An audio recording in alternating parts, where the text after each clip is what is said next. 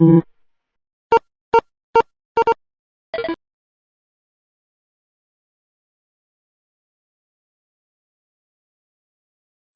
hi, I'm Sharon, and this is Annette. And what I want to talk about today really is that owning and telling your story is important, and I would like all of us to commit to doing that ourselves in the future and supporting the people around us to do the same. And this is why. Now, when we do speaking like this, partly it's because it's for communication. So when we communicate, we want people to know something different, to do something different, or to feel something different.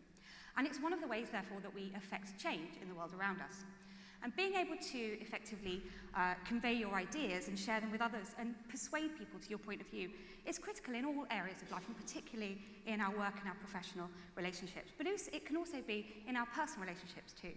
When we can deliver a message with confidence, we can foster better understanding among the people around us. And in that way, we change minds, and in turn, we change the world around us. But the other purpose of speaking like this is about influence and power. So public speaking is a path to leadership for many of us.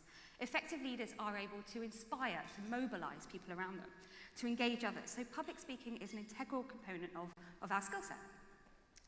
So whether you're leading a team, you're in a small meeting or a large one, addressing a small audience, public speaking skills enable individuals to garner attention, to get influence, to convey your vision. So by owning and talking about our work publicly, we become credited with our own ideas, to own our own ideas. When we do that, we build credibility with the people around us and establish ourselves as leaders. We build our reputations, we become familiar faces in our industry. And that's how we can drive positive change in our communities and in our organizations. And that, in turn, unlocks opportunities for all of us. That could be opportunities for jobs, for promotion, for investment, and potentially even for power, if you're thinking about the world of politics. Public speaking is an important and valuable skill for many of us, to express ourselves, to influence others, and to make a lasting impact. Hi, everybody. My name is Annette Joseph. I'm CEO and founder of Diverse and Equal. So we want to bridge the gap and break the cycle. So we're in 2023, and still today, the conversation across our industries and even our politics is dominated by a small, homogenous group of people. There are lots of reasons for that. One is that event organizers ask people who have spoken at events before. They want people who have experience, but people can't get that experience unless someone gives them a chance. But no one wants to chance their event to an inexperienced speaker, catch-22. So we end up hearing from the same people over and over and over again. Another reason is that, let's face it, we can be reluctant to put ourselves forward, we can be reluctant to put ourselves forward. Shabira talked about it earlier, about how people experience racism and discrimination, and how people who do that, they walk past those doors. Plus, generally, as a society, we are so afraid of public speaking, there's a term for it. It's called glossophobia, which is believed to affect 75% of the population. So our session today is about bridging the gap and breaking the cycle. If event organizers can make space for these new voices to try speaking as an activity, we can help build confidence and offer up opportunities to gain experience. We start small because the biggest hurdle is figuring out how to process the fear. And once you've proven to yourself that you can speak for 5 minutes, you can speak for 10 minutes, you can speak for 15 minutes, you can speak for 30 minutes. So we bring new voices into our industry dialogue, new, different, diverse voices with stories and experiences that offer fresh perspectives to help all of us learn something new and perhaps spark some new innovation. Once we've opened these spaces for these new voices, it means that when event organizers are looking for experts to take the stage, there's a bigger, broader, more interesting pipeline for them to choose from. This should mean the end of common excuses like, we asked some women, but neither of them were available. Fingers crossed. And when it's common to see all kinds of diversity on our stages, perhaps we'll see it in the industry and in our teams too. So, standing up on a stage like this isn't easy, and the first time you do it is the hardest. But the more you do it, the easier it gets. You get more comfortable, you learn to understand how, the physicality of standing up on stage gets a little bit easier every time. So the best thing to do is start with something that is small and manageable and in a nice, safe environment, and that's what I think we have here at Camp Digital today, so thank you to Sean and the team. Today we have 6 experts in their own fields who are putting themselves out there to take the stage for the first time. They're going to be speaking for 5 minutes each, that is 300 seconds, about a professional project, a personal interest. They've put themselves forward, maybe a little bit out of their comfort zone, to share their stories with us today. So they've had some support from mentors, from Francis, from Chris, and from me as well. So they're taking to the stage, they're beginning that journey from being in the audience, as you are, to standing up on the stage and sharing their story more publicly. In turn, becoming maybe more of an active and public voice in our industry in the future. So just so you know, we won't be doing a Q&A afterwards, but we would encourage you, if you do want to find out more about their projects, their profession, their interests, do go and catch our speakers in the lunch break, coffee break afterwards. So in the meantime, do give a warm welcome to our speakers today.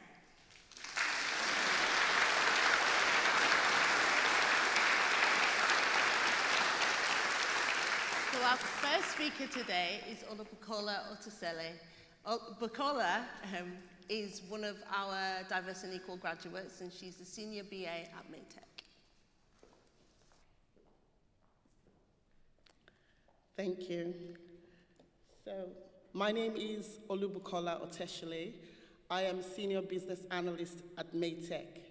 Today, I will be sharing my experience of imposter syndrome, which, when I transited into tech, which made me often ask myself, what am I doing here? You have a bit of poetry, by the way. So, what do these people have in common? That's my first question. Tom Hanks, Sheryl Sandberg, and Michelle Obama. All 3, at some point in their career, have asked that question, what am I doing here? They've asked, do I belong here? Am I deserving of my success and accomplishment? And that is exactly how I felt when I transited into tech. In fact, Sheryl Sandberg said, and I quote, "There are still days when I wake up feeling like a fraud, not sure I should be where I am." It was good to know that I wasn't the only one feeling this way. In fact, over 58% of tech employees experience imposter syndrome. This was found out in a research which included tech employees from giants like Apple, Facebook, and Uber. So I started to question where this feeling of imposter syndrome must have come from. Maybe it was because I didn't have a straightforward career. I started out as a pharmacist, then a public health researcher, a business analyst, and now a senior business analyst. But I thought, how could I express to you all how I felt at that point in time? So my love for poetry thought I should write a poem to imposter syndrome. But because I lacked the skills, I had to ask my chatbot AI to write the poem. So here it goes. In a realm where line of codes entwine, where innovation and dream compile, a black woman stands to redefine, yet the weight of doubt begins to compile. Imposter syndrome, lurking unseen, an insidious whisper eroding my worth as I navigate this tech battleground. I question my place, asking myself for the opt-in time, what am I doing here? Surrounded by brilliance, I shrink concealed as if my voice fades in the shadows I dwell. Tech's vibrant tapestry, a hue concealed, a struggle to break free from this spell. I knew I had to break free from this spell. And so I found out that imposter syndrome robbed me of being my authentic self at work. That conflict between my self-perception and the perception others had of me needed to be resolved. So I started embracing my background.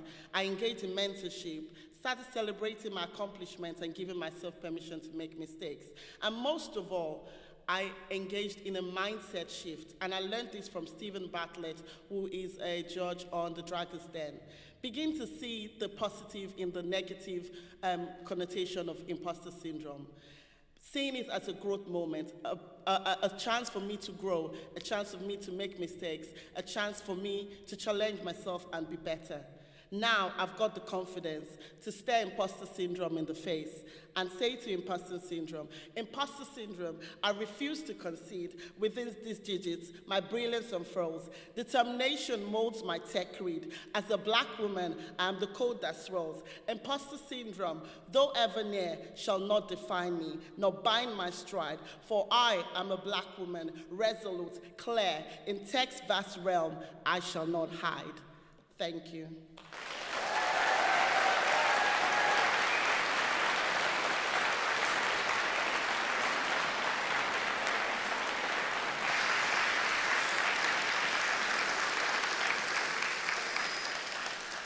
That was excellent. I feel like a proud mama.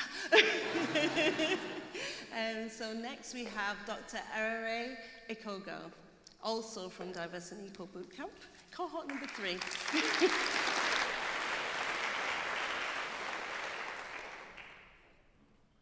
Hi everyone, my name's Erere. I'm a user researcher currently at Nexa, and I'm here to talk to you today about integrating user research skills for patient-centered solutions in NHS clinical quality improvement. So, a bit about me. Officially, I'm new to the role. I've been a user researcher for about 3 months, but I've been doing both qualitative and quantitative healthcare research for the past 10 years. This is a timeline of my face. I don't know if you can see how weathered it became in the middle, but I started medical school in 2011, learning about how to interpret scientific literature, reading papers, worked as a doctor in the NHS for 5 years through the COVID pandemic. I then went on to do an MRes in exercise science, got deep into statistics, fell in love with numbers, and now I'm a user researcher. This is the most recent picture I could find of myself.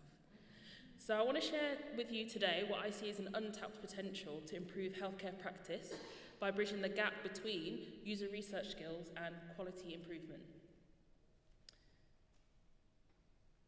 This is not the slide I was expecting at all, but I played with some animation. So basically, this wasn't supposed to come up here, but let's talk about it anyway. So I think the main thing I wanted to talk about is the purpose of user research in healthcare, and it's to change behaviours of both clinicians in terms of performing or engaging with new tools and products, and the patients that they're there to serve. So, one thing that the NHS has done really well is rolling out national screening programmes, and I think there's a lot to learn from them. So, a screening programme combs through a population. Yes. Thank you. And it takes a group of people who may be asymptomatic but have a condition, and hopefully it will catch them in that comb where the unaffected population moves through. Then the affected population may go on to do further tests, and depending on the results, might need advice, support, treatment, or no further action.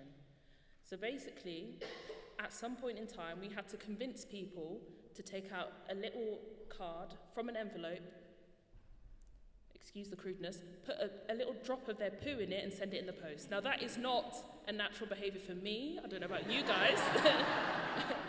We had to find a way to make people see the value in doing that, going out of their way to make a change.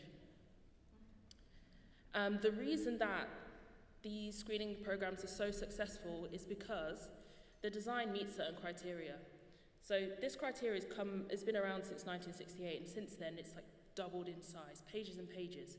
But the thing that I really take from it is that it considers the needs of both the practitioners who have to change their practice and adopt new ways of testing patients and interacting with them, and patients to sign up to sometimes what are invasive procedures. So I was looking at this, and again, apologies because these aren't the slides that I was hoping to see. So where the condition, test, intervention, the program and implementation have criteria that are likely to make them more successful in changing people's behaviour, I think the way that we approach healthcare projects should also mirror this type of thing. So I decided to map out what I think could really make a difference to clinical practice here. And there are things to learn through all stages of the process. So at the start, we really need to establish and understand the problems that are faced by all parties. So not just the team that you're interacting with, i.e. the client, but also the people that are going to be using your proposed solution at the end of the day. Does it fit into their day-to-day practice? Number 2, there should be clear definitions, not just into the what, but the why. And I think this is something that's always missing. We understand that if you've done so, looked at practice and it's not quite there hitting recommendations, we say, do better. But we don't often explore as clinicians ourselves when we embark on these projects why. What are the barriers in place and how do we tackle them? The ideas, they need to be acceptable to users. And when we say users, we mean both the practitioners who will be trying to engage their patients in interacting with a new tool and the patients as well. We need to be doing more prototyping and working that into our timeline of work. So scheduling an opportunity to have a go at a small sample population and see does it work beyond the theory. And then always make a schedule and plan to test and retest and monitor the use. This slide decided to pop up now. I don't quite know what's happening though. So yeah, this just goes to show what we go through. So every year I had to show evidence of contributing to quality improvement, and this is the cycle that I'd go through. Identify the problem, I get given one by my supervisor. Define it, who needs to do that? I collect the data, flicking through notes. At one point it was hundreds of patient notes, analyze it, make some nice pie charts and present it, and that's my implementation. And then someone else will come along and re-audit. And this may horrify you, but all of this can be done without me speaking to any other clinician and any patient. Yeah, another slide out of order, but this is just to demonstrate what I was talking about in terms of change and change in practice. So you can imagine if I now have recommendations to share, I'm going to present them in my department's audit meeting with the aim of making somebody change from not being aware of there being a problem or a need to change practice, pre-contemplation, all the way down to maintenance. But a few slides and pie charts are unlikely to prepare people to take the action to then maintain said change, and they are more likely to relapse. So, nice. Yeah, I would never put images that ugly. So you know that this is an IT failure. So the thing I really want to share with you is that as clinicians, we really need your skills. We have no idea what to do when it comes to qualitative research, and it's really essential that we integrate good user research in our quality improvement. So things that are obvious to you might not be obvious to them, like proper discovery and co-design. I never even heard of those words before I started looking into this field. Solutions need to consider the landscape, and they need to be acceptable to all users, as I said again, clinicians and patients. And just like the audit cycle that appeared, who knows, a few slides ago, we need to be agreeing to and scheduling revisits. We really need to be looking at the impact of the solutions we put in place, because otherwise, who knows what they're doing with them. So, thank you.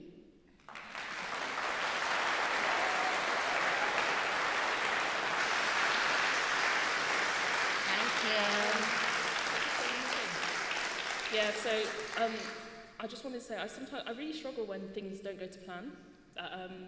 If you want to read some more, I've actually written a long form article where you can actually see things in the order that I wanted them to be. Thank you.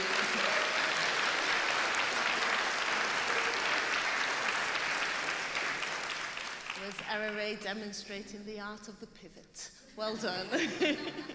So now we have Zara Bobat, again, one of our Diverse and Equal graduates.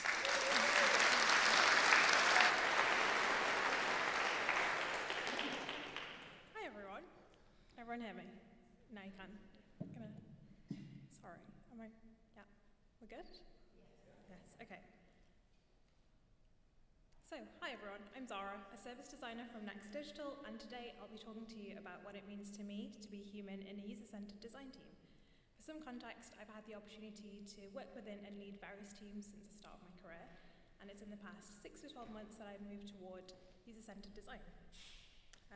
During this time, I've noticed for a few qualities which make for a good team experience as someone that's relatively new to this space, and I thought I would share my reflections so far. So, I'll briefly talk to you a bit about who I am. So, I'm a human, I hope. I'm a user of products and services. I'm receptive, attentive, a cheerleader, focused, considerate, and bold. The words that you can see on the screen and that you've heard me say aren't intended to be a giant brag about how brilliant I am, although they have been crowdsourced from various colleagues. The point of this is to show that we're humans, we're diverse, and we're varied in who we are. We develop traits in our work life that we bring to our personal life and vice versa. These all make us better team players, better designers, and ultimately better humans. There are 3 key characteristics which I'd like to talk about now. The first one is perspective. To me, this means being able to look at the situation or context you find yourself in and look at it from different lenses or viewpoints. I believe perspective is key to building empathy, not only with your team, but with your users. Perspective is also important when looking at things from an accessibility and inclusion lens, which should be at the forefront of everyone's mind in this day and age. So currently, I'm working on a project to do with schools and families and the journeys they take. As someone whose parents came to this country 30 years ago, I know how difficult that process can be for those whose first language isn't English. I brought this up during one of our team meetings, and it was something that we hadn't considered before. Had I not experienced that myself and been in that position, I wouldn't have had this perspective on things that I brought to the team. And since then, we've made these users a key group that we're talking to now. The next thing I'd like to talk about is vulnerability, and this is something I wanted to touch on as someone who's never felt they could bring their full self to work. We talk about safe spaces and cultivating a safe space, but what does this mean in reality? To me, being vulnerable is a key part of that. In user-centered design teams, we should be able to be vulnerable. We should show others that we're human, we make mistakes, we learn from them, but ultimately we're fallible. And that's okay. Making yourself vulnerable and developing trust leads to consideration and compassion from those around you, and that's important. The last thing I want to touch on was awareness, or more specifically self-awareness, but that didn't quite fit the theme of 1 word per slide. Having an awareness of what's going on beyond the obvious and questioning this are key traits of user-centered design teams, but to me, awareness goes beyond that. It's being open and receptive, kind and compassionate, it's challenging your own thoughts and biases, it's inclusion, and it's being there to lend a helping hand or a listening ear if you have that space for someone. I'm sure everyone has been in the position where they're new to a team, an organisation, or a company, and they're uncertain of what's going on. Everyone seems to be gelling around them, but you're not quite there yet. In my experience, there's always someone that's aware of that is empathetic, and that goes out of their way to support you during this time. That, to me, is awareness. And so, you've heard a lot about me and what makes me human in a user-centered design team. The traits that I mentioned make us human, allow us to empathise and create trust and be better designers. I'd like everyone to reflect on what makes you human in a user-centered design team, and how does this actually play out in reality? What do you do on a day-to-day basis that allows you to be human and help others when you're in the workplace? That's me. Thank you.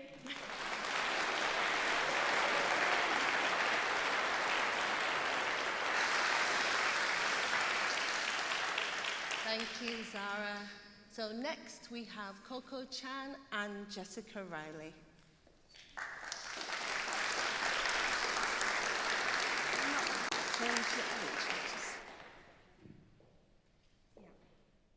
Okay, can everyone hear us? Great, thumbs up.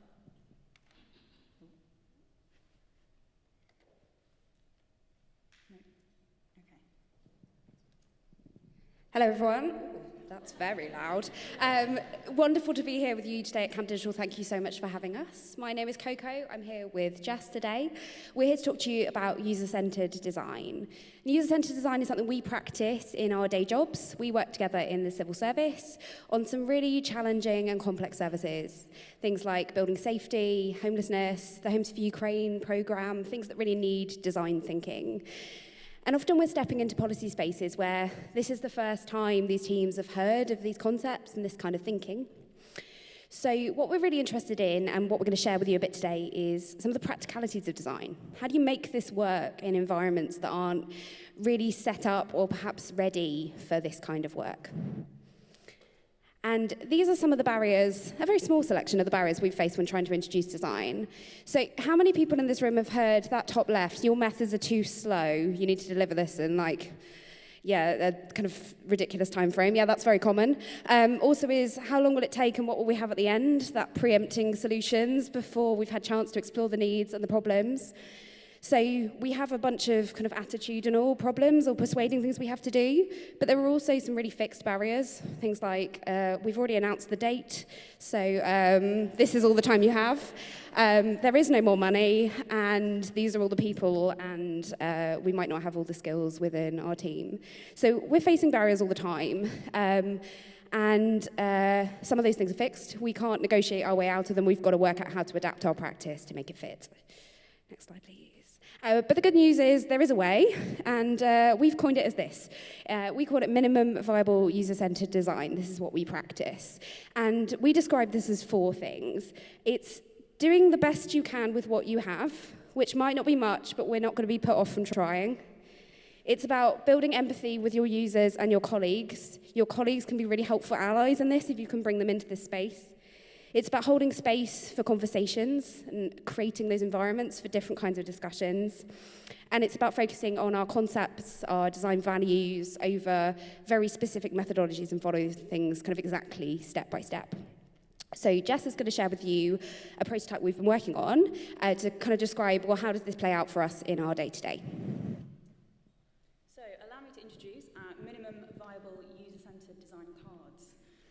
So we started by thinking about what are the tools and methods that we use on a day-to-day basis to try and design in these kind of tricky contexts. We wanted to find a way where we could articulate them in a way that was helpful to us, but maybe also hopefully helpful to others, which is why we're here today. So these tools are a mix of things that we've iterated on from in our own work, but also things that we've bought and kind of borrowed from others' work that we think are really effective too. So these 3 cards here are focusing on methods that we think might be helpful to help you and your team take a user-centered approach to their work. So each card you can see has a title, a superpower, so just a kind of quick summary of why we think it's helpful and what it can help you do. A context score, so we thought this might be a helpful way to start thinking about which method you might want to use and when, depending on your context. So how much time you might have available, how confident the team is that you're working with in terms of user-centered design, and also the clarity, so touching on that point of how clear is the problem in front of us and how much unpicking do we have to do. At the bottom as well, we also included a summary of practicalities, so how much time it might take you to run this method or use this tool, whether it's an individual activity or a full team activity, or whether it's something you can do online and in person. And we expect to add to these cards as we go as well. So just to quickly run you through the kind of 3 methods that we chose to start with. So the first one is user target. It probably looks quite familiar to most people here. It's a riff on stakeholder mapping. This is something that, I personally have found really useful as a sort of entry-level activity with teams that perhaps haven't ever really talked about users before. They might be talking about customers or stakeholders, but not ever really users. So this is a really helpful method to get teams to start talking firstly about who the users are and also understand what we mean by the term users and really sort of thrash that out at the beginning. Also can be done quite quickly at the beginning of a session, so it's a really good one. The second one is exclusion busting, so we've heard a lot about that today, and this is based on the Microsoft persona matrix. And using this along with something like empathy mapping, for example, we think is a really good way of perhaps a slightly more mature team in terms of UCD to really start sort of challenging their own perceptions on their users. And the third one is co-research and synthesis. So this is about a team that perhaps has more time and resources available to them, who can join you in the design and research sessions and actually start really hearing firsthand some of those experiences. And we've seen this be really powerful in terms of kind of having real impact in the way that teams are thinking about the problem that's in front of them.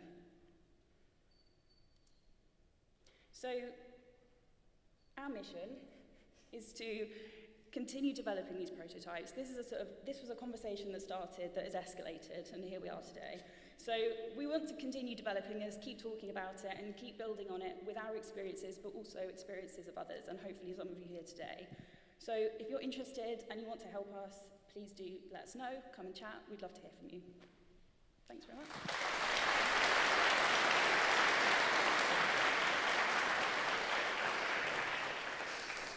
Thank you so much. So next up we have Millie Mann, who is a Senior Delivery Manager. Thank you, Millie.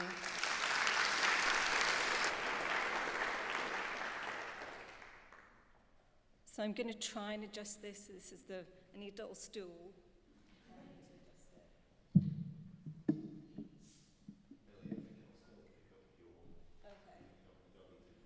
All right, I'm going to point it downwards.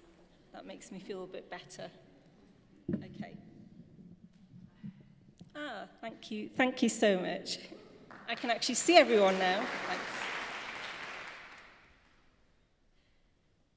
Okay, it's great to be here, and it's really inspiring listening to everybody else that's gone through their talks already. I love the whole MVP of user-centric design, so totally going to have a conversation about that at some point. So my talk's about reflections on, it seems to be doing its own thing now. Okay, I didn't touch it. Maybe it's, the wind, who knows. So yes, my talk is about my journey into Agile and the delivery of regulatory apps. So I'm a senior delivery manager working for CQC, the Care Quality Commission, that's regulator of health and social care in England. And that's what I'm here to do. So what I'd like to start off with is just talking about how this journey all began. And again, it wants to fast forward, but we'll take it back.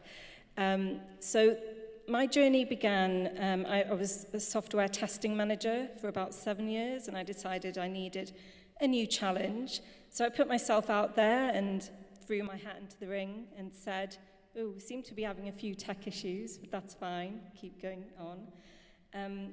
I decided to throw my hat in the ring and put myself out there for new challenges. And lo and behold, there was a new challenge that came around.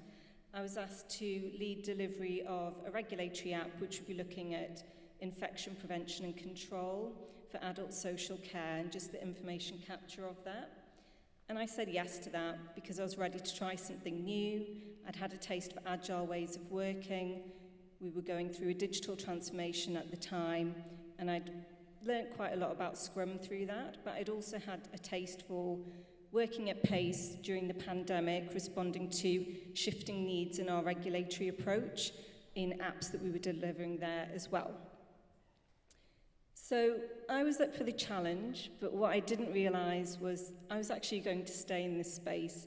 So what was just turning out to be a stretch project was actually my long-term place that I ended up in. As you know, I said I'm a senior delivery manager now. But I didn't envisage that, and I didn't actually think that Agile was something that took place in small pockets of the organisation. My experience had been you had consultants coming in and they were leading the way and telling you how to do things, and that you needed a lot of support with that. But we showed that we could actually thrive on our own in our small business as usual teams, delivering valuable change. So this is an example of different applications that we've been developing, and this is just basically very small multidisciplinary teams, maybe 1 or 2 developers, a software tester, very, very small, but we championed Agile and we really took hold of new ways of working and adopted that. So my first project was leading on adult social care, infection prevention and control. Kind of petrified because the legacy solution was being decommissioned, so I had 4 weeks to deliver this from scratch. And they also wanted an API to automate the publication to the website of the report ratings, and they also wanted data quality and integration with the legacy solutions that we also had. So it was quite an ambitious task for 4 weeks, but I took it on. So that was very interesting, very time pressured. What I decided to do in this space was take my learnings from previous apps that we'd built during the pandemic, where we had to adapt our ways of working. We couldn't go on site to inspect anymore, for example. And one of the key things that I really wanted to harness was this concept of a multidisciplinary team and building that culture to empower the lead roles, the different areas of the team, to actually lead on how they would work. And we did actually deliver it in 4 weeks, so I think it could have been beginner's luck, or it was just my absolute fear of failing and not having any solution to move to once the old one had decommissioned. The next project that I looked at was maternity. So we had a high-profile program that was taking place to develop a new methodology to report on maternity safety levels. We were going to publish this as part of our national state of care report. So there's quite a lot of pressure here. And the major problem that we had was that I didn't have anything to copy from this time round. It was all new, so policy, legal, all the stakeholders were sat around the same table as me, trying to figure out the why and the how themselves, let alone getting into the system requirements, which was my bag. So we did have to work together. We carried on with this concept of the multidisciplinary team, and we did actually deliver within 7 weeks, which was earlier than what we anticipated to do so. And this app's actually allowed us to identify a lot of improvement in maternity safety levels. We knew during the pandemic that there were risks there, and particularly for women of minority backgrounds. But what we actually found from actually implementing this application was that 89% of the services that we inspected required improvement, and we enforced that action. My last project that I'm going to talk about is mental health observations. So this one's an interesting one because, and this is the power of agile and new ways of working, a director in mental health heard about this maternity app, heard that it was a finalist for Digital Transformation Awards 2023, didn't win it, but it was a finalist, so we'll go with that, for best use of cloud technology. And they wanted a slice of the pie, and what they were interested in was us developing an app similar to the one that we'd done before, but looking at it to try out observation as an approach to getting under the surface of a high-risk mental health service. We had a lot of pressure on us from parliamentary stakeholders to actually get under the surface of a service that's high risk and understand if it is safe and indeed caring. So we took on the challenge, but I had a new string in my bow. I was trying to think of what the term was there. This time round, we'd matured ourselves in our agile ways of working, so Kanban and Scrumban, all of those had been checked out the window because we now had Scrum. And I'd invested in becoming a Scrum Master, which was very revolutionary for me.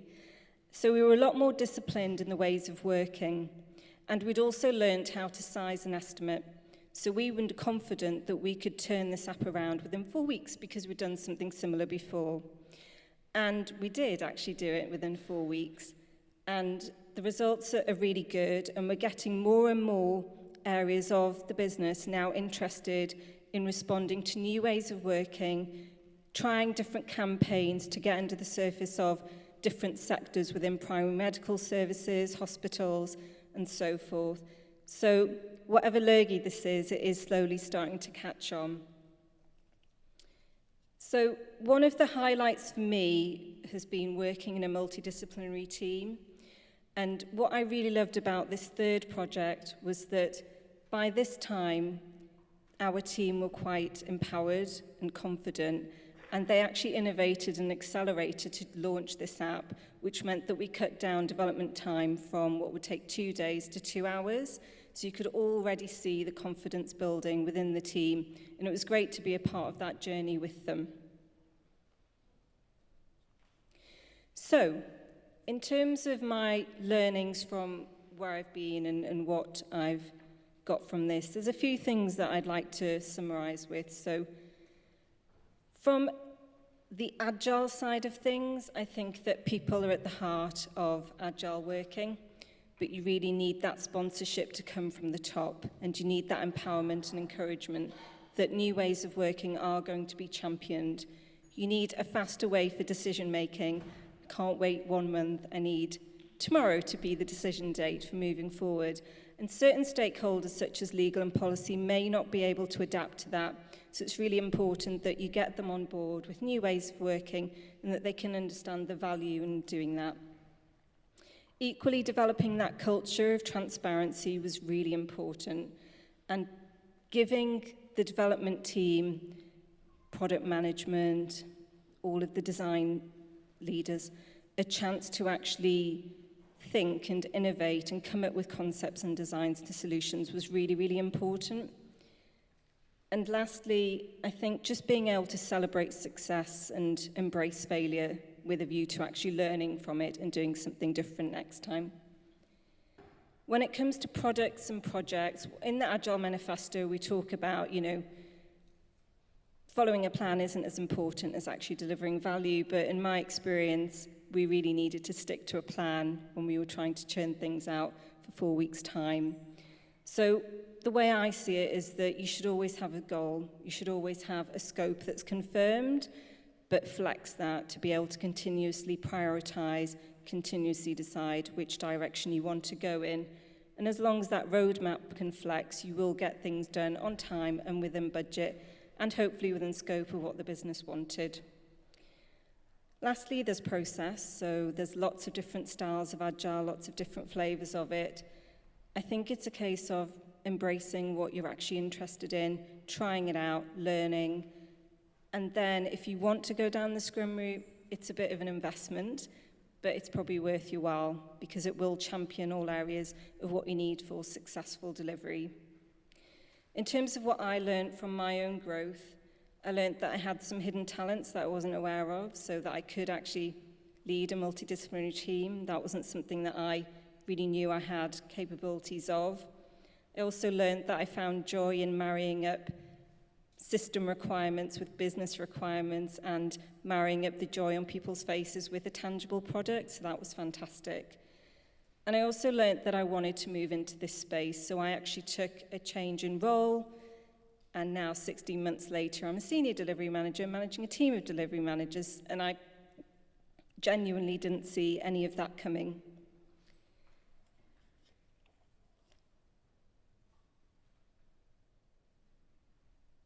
Oh, I did have a last slide, but it's not on here. That's fine. I think the slide fairies are at play today. So what I wanted to just share as a lasting point is that I hope my story resonates with you. I hope the idea of, wanting to work faster to deliver value and taking people on a journey with you is something that resonates and maybe inspires you to consider. But I also want you to hopefully be inspired that you can mid-career change role and actually still thrive and learn more about yourself in terms of all of that knowledge and experience transferring and translating into new ways of working. Thank you.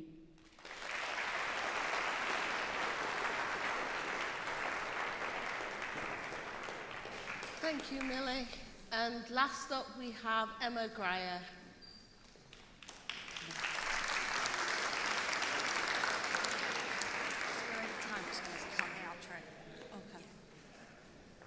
It might not be as bad as you think. You don't have to leave yet. Hi, everybody. Thank you so much for moving the mic as well, because that will really help me out too.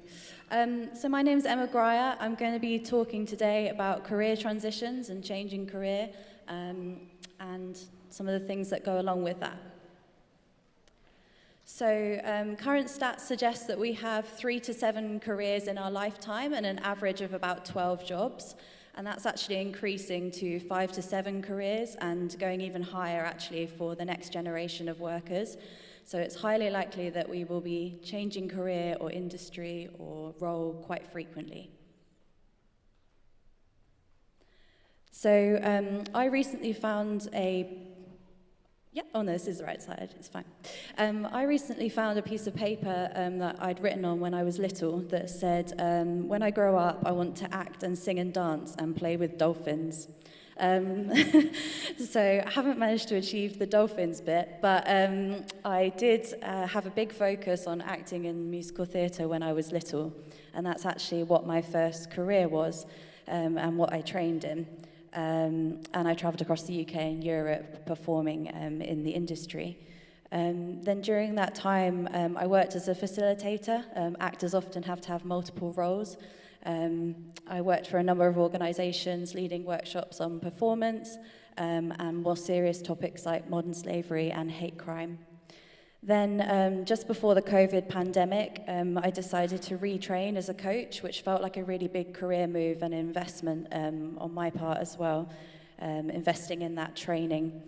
And then that took me into career coaching at a further and higher education college.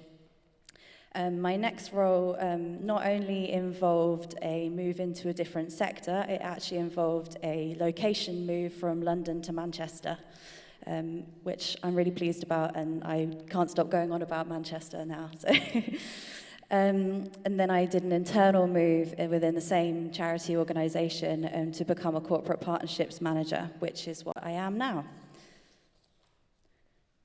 So throughout the time of my career journey, I believe that these are the skills that I've carried through that journey. Right from the very beginning, I think these have been a focus throughout my whole career.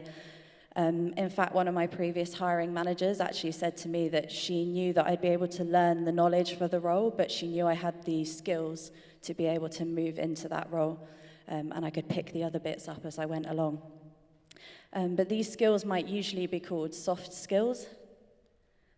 So personality traits and behaviours that will help candidates get hired and succeed in their work. But I would actually argue that by calling them soft skills, we're not really appreciating how valuable they are, and actually, in fact, they are key for you to move into your next career. So I think that changing career isn't something to be scared of, because we acquire useful skills as we move through our lives and we move through our careers, and you're most likely already equipped for what you might want to do next. So we might reinvent ourselves by moving into a different sector or industry or role, but most likely we've already got those key skills and we're already ready for that. So I think the key is finding out what those skills are and utilizing those to make your next career move.